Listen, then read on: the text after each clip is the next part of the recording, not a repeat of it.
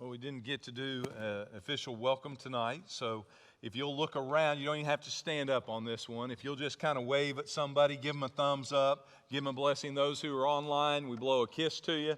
Thank you for tuning in and being a part of Wednesday night. Tonight is a little bit different. It is our annual church business meeting. What you may not be aware of is last year, we had prepared a budget. We had presented it to the deacons and the church council. It was approved to bring as a motion to the floor of the church, and on the Sunday we were presented to the church. We were called into sheltering at home. We operated under finance committee's oversight and an adjusted COVID budget. Just did that internally. Our finance team did an amazing job of working with Brett and the staff to lead us through uncharted waters, and we've come out in an amazing fashion, which I'll be sharing with you tonight. It's also a reminder to me that this is normally Brett who's standing here, and he's with the Lord, which is a good thing, but I miss him. I know you do too, and so it will be a different budget presentation because you inherit me for the interim time. The beautiful good news is this: Brett's with the Lord, and next year this will be Bob Shelton's issue. Bob is going to begin April 1st as our interim part-time administrator and is already shadowing and learning all of this and plugging right in, and is a great blessing to our staff. And Bob's in the back. He'll be able to answer questions for you tonight. Our finance committee has done a tremendous job in this interim time of navigating with me and with our team. So we have a few of our finance committee members here. If they would stand so you could find out who to really bother after this meeting. They are right here, these four. We have four with us. So between Bob, Carol's in the back, I'll be around as well. They are here to answer any other pertinent questions if you don't have it answered through our presentation tonight. So what we're bringing before you, everybody should have a budget presentation. Everybody have a booklet? If you have that booklet with you, what I'm going to do is just kind of run through some things. And while, as Brian said, we're looking at details and some numbers, it does represent kingdom ministry.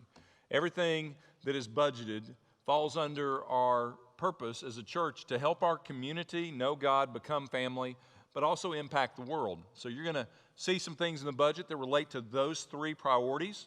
I also want to remind you that we kicked off Who's Your One, and that's where we exist, to reach anyone and everyone with the gospel. A reminder that right here on the front of the stages all year long, you'll find the 2 buckets of ping pong balls. At any time that God puts somebody on your heart, don't just settle for one. God's going to show you more than one, I believe, throughout the course of the year. I know that there's more than even one person in your life, but we start with that one. We're initially in the ping pong balls. The cross stations will be up every week and weekend, and you can drop them off in the vase. As they accumulate, we're moving them out to the display in the lobby to remind us of the sea of lostness, what we are praying for as a church. And then as people come to know the Lord, we'll be dropping in a colored ping pong ball to represent a new life in Christ. So even tonight, before you leave, don't just walk away with a booklet. Take advantage. If God's put somebody on your heart that you're praying for that needs Jesus, you come get one of these ping pong balls. There's markers here, and you can drop those off. So let's jump in. Let me share with you some information that's not printed just to get this out of the way. We met with church council. We met with deacons, and we walked through the budget. One question that they brought up that is important information for you to know is where we stand on our church debt and where we stand on paying off the children's building.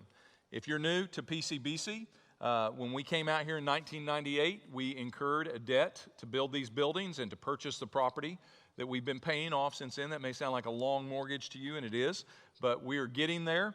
Our current mortgage debt is $1,867,829. That's where we stand currently. In the next few years, we will be addressing that very aggressively, even more aggressively than we have been. That is the current status of our church debt. Our next steps, children's building, that was a little bit over a $2 million project. We currently have an outstanding balance of $355,842. So we have a game plan that we are giving each month. We will be highlighting that through the rest of this year, and we are praying that God will allow us to pay that off completely by December 31st, end of this year. So you'll be hearing more about that.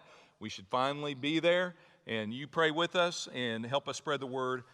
Hopefully that part will be done, and then we can focus on the debt down the road in the next couple of years. So that's where we stand on those two issues. If you look at your budget, if you open up on the inside flap, right here on the inside, this is a summary. The white pages are basically a little bit more of a detailed account for each of the general accounts that we're reporting on. You'll see in the blue column, that is the proposed budget for this year. You'll also see next to it in the black column what that particular area was budgeted at last year. Okay, so that's your comparison.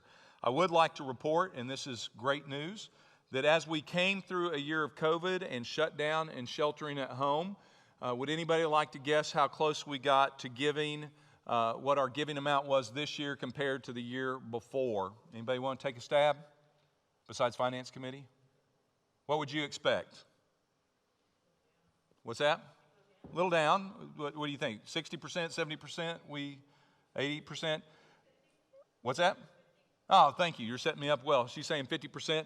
The church, listen to this, through COVID season, stayed engaged with the Kingdom Vision and gave 3% more than the year before, which are a record year outside of COVID. Is that incredible? Is that not just amazing? It blows me away at the faithfulness of God's people. And so we are not only grateful, but we are positioned to keep moving forward now that the numbers are coming down on COVID. Prayerfully, we'll start seeing restrictions removed and we can get back to even more engagement with our community. I want you to understand, even though we were in COVID, we were still ministering to people. We've done that through our online access, but we've been ministering to people in Venezuela. We've been ministering to people over in Zambia. We've been ministering to the churches of New York City. We've still been cooperating through our SBC cooperative program. We gave a great Lottie Moon offering. We are continuing to fuel and fund ministries, but we also did ministry within our own backyard and helped a lot of families through very difficult times. So let's talk about what we're proposing for a new year. Each staff member took a look at their budget and also took a look at what it means to minister after COVID and have made some adjustments. There have been some changes that I'll highlight, so I'm not going to tell you every single line item, but I am going to point to some of the unique line items that changed this year.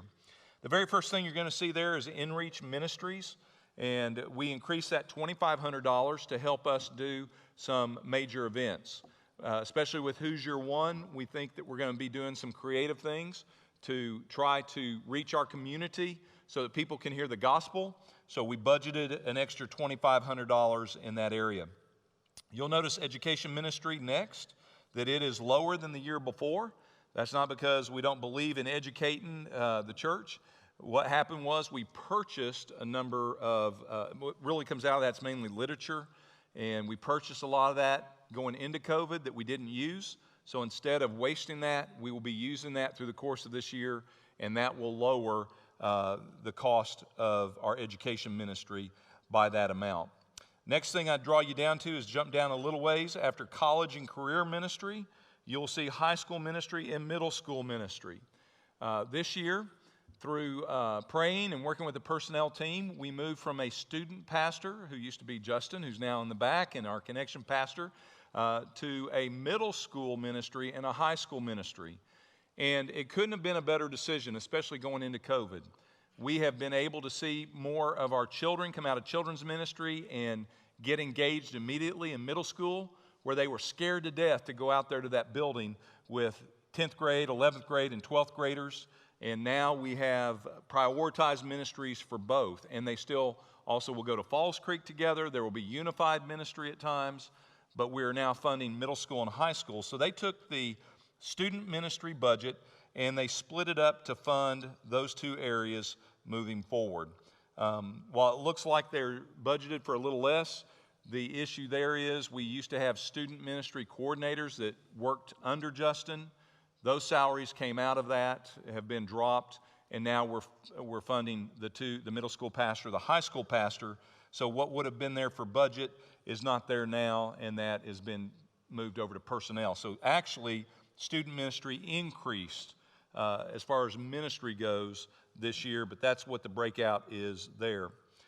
Next item, children's ministry. The increase there is towards our children's associate. Right now, that is Harrison, who we just licensed to the ministry on Sunday. He replaced Hunter Stevens. And what we did within our budget, there were several areas that were underfunded or under pay grade. You've all watched the news. You've all seen that there's a push to go to $15 an hour minimum wage. We have several different positions that are funded less than minimum wage, not current, but if it was $15.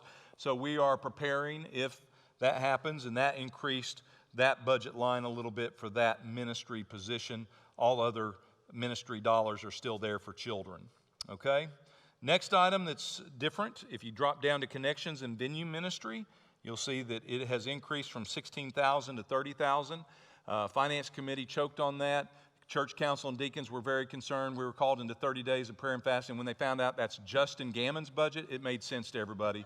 And so we're okay now, and they just expect that. No, what happened there is we're bringing all things technology under one budget area. It was kind of split up between 3 different ministers on staff.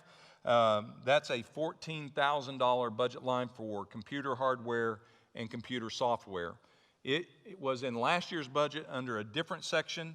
We moved it over under Justin's budget. It's really not an increase to the budget, it's just reallocated. All right? I hope that makes sense. If not, you get to talk to Justin tonight. Next one, communications and media technology. You'll see it increased from $41,000 to $56,000. Increase for that, again, is we have several part-time people that help us do media. That's video production, social media, everything we do media-wise comes out of that department.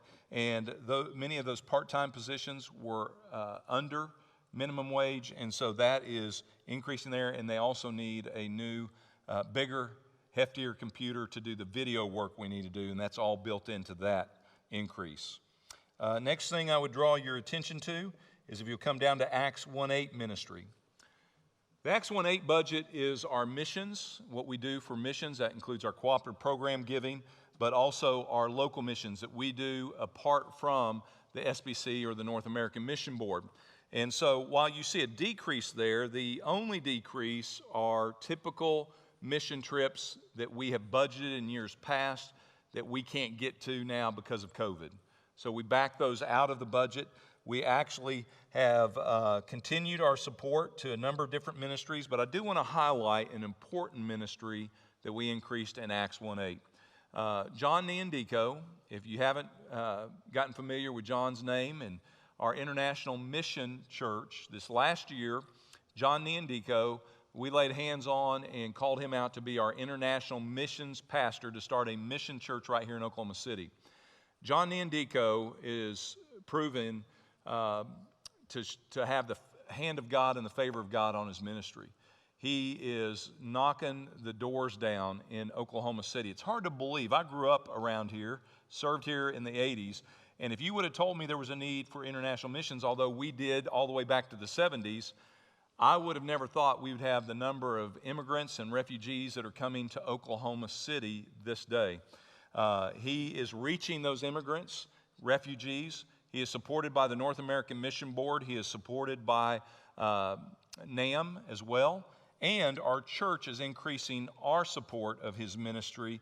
It is unbelievable what's happening. Matter of fact, during COVID, he is hosting an international Zoom Bible study with people on multiple, listen to this, not countries, continents. It's incredible what ministry God is giving him. And so we're very excited to participate in that through the Acts 1:8 ministry. So while it has decreased, it's simply because of mission trip funding that we cannot do this year.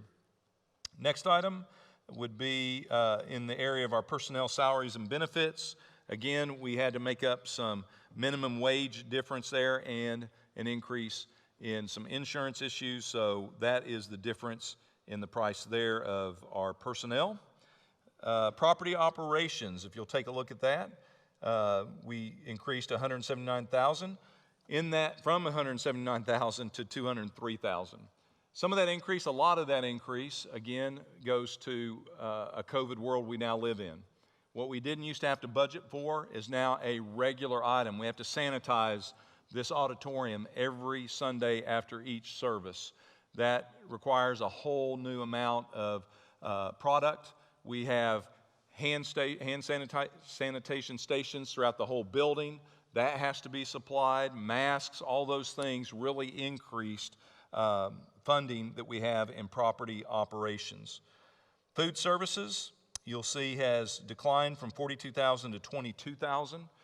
We used to, a lot of people aren't aware of this, but we used to subsidize Wednesday night meals to a good amount of money.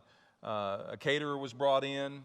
We had it set up in here. It was better than Furr's Cafeteria, if any of you remember the days of Furr's, or Piccadilly's or any other cafeteria. I mean, it was a full-time meal. We tried to control costs as much as we could, but Baptists don't have very realistic expectations of the cost of a meal these days, and we're expecting it to be very inexpensive. We had to subsidize those things, and we're not going to do that moving forward. We learned from Lawn Chair Church that we can do a nice box meal. We're going to do that as a substitute. It's $2. Baptists can land in the $2 range, okay? And we're going to be doing that. So we backed out the expense of Wednesday night meals through this year. That's the difference there. Other items, office services look down, but that's the change in the computer software being moved to another account. And let's see what else I would draw out for you. Also in general church administration, Bob Shelton has been working aggressively to lower insurance premiums with some creative strategies and done some great work there in this interim time for us, and that helped bring some savings to general church administration. Rest of the items, you get down at the very last part of the budget and you find annual interest on the mortgage. So what happens every year, because of our amortization schedule, you will always see less money going to interest now and more money going to principal. That helps us pay off the debt quicker. So this year, the adjustment, what we are saving on interest, gets rolled into principal. Those two numbers added together will equal the same two numbers for previous years. It's just more is going to principal than the year before. I hope that makes sense to you. Now, when you get to the very bottom number, all of that adds up to $208,586.05. That comes as a motion from your finance committee. It has been taken through church council and deacons and been unanimously approved.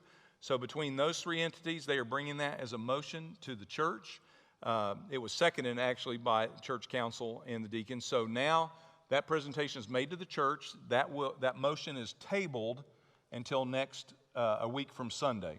What will happen this Sunday is our finance team will meet in room 143. They'll be there from 3:30 to 4:30 for any questions. If you want to dig in, drill in, if you don't get some answers tonight or you're reflecting on it this week and you want to know more, you'll be able to come Sunday afternoon, 3:30 to 4:30. Then a week from Sunday, we will vote on it in Sunday morning church in both services, okay? Now, because there is a second, that puts the motion on the floor. We will go ahead and open up. If you're online and you want to reach out to our online pastor, we'll try to get those questions. If not, we will email you back, but you can submit some questions if you have any there. If we have any on the floor, Justin's coming up. When he gets that, make sure your budget gets approved. He's got to earn it. He'll come to you if you have a question that you want some clarification on, and we'll see if we can help answer that, okay? We have a question back here. Let Justin bring you that microphone. That way it gets heard online as well. My question's not about the budget, but about voting. Will people that are members and are not coming to church, can they vote online somehow? Super great question. And to be honest, I did not even think through that. I will tell you, this year we're not going to do paper ballots. We are going to call for the question with verbal affirmation or concern. We need to think about an online option. We will probably offer an online option for them to email in a yes or a no, and we'll receive it by email. That way we know it is a church member and how that's coming in. So we will add that. Thank you for bringing that up. That's a great catch. And Justin, you'll help me remember to cover that tomorrow on staff. Or Carolyn will, actually. That's where that'll go. Taking notes, good. Great observation. Thank you for pointing that out. Another question you'd like some more information on or like to understand about the budget?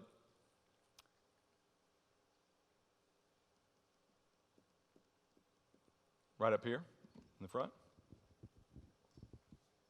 Who's it?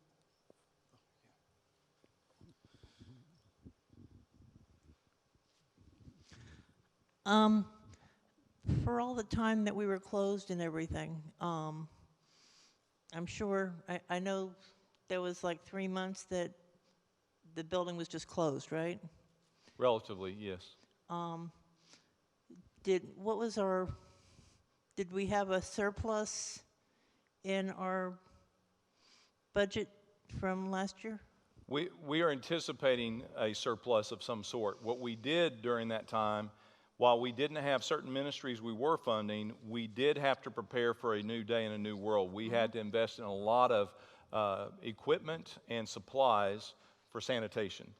We put a lot of investment in that. We also went through the rest of the building, and so we could have adult small groups. We tore down walls and we renovated. That wasn't a budgeted item, and we were able to do that from what we were saving in other ministry areas. So I don't have that exact figure yet. We will balance that at the end of this month. Our new budget year starts April 1 and goes through March 31st. At the end of March, what we always do with Finance Committee is we look at how much is left over from what didn't get spent or what was received in revenue that wasn't spent in expense. And that is a decision Finance Committee works with our staff. It either goes into our excess reserve account, or it may go to some other ministry needs that didn't get met during the year because we were trying to be conservative. There is, my understanding, I believe, we've spent a lot in the last month or two trying to come back alive and hit some things we haven't hit. I anticipate we will have some kind of reserve when we finish this month. We've been very blessed.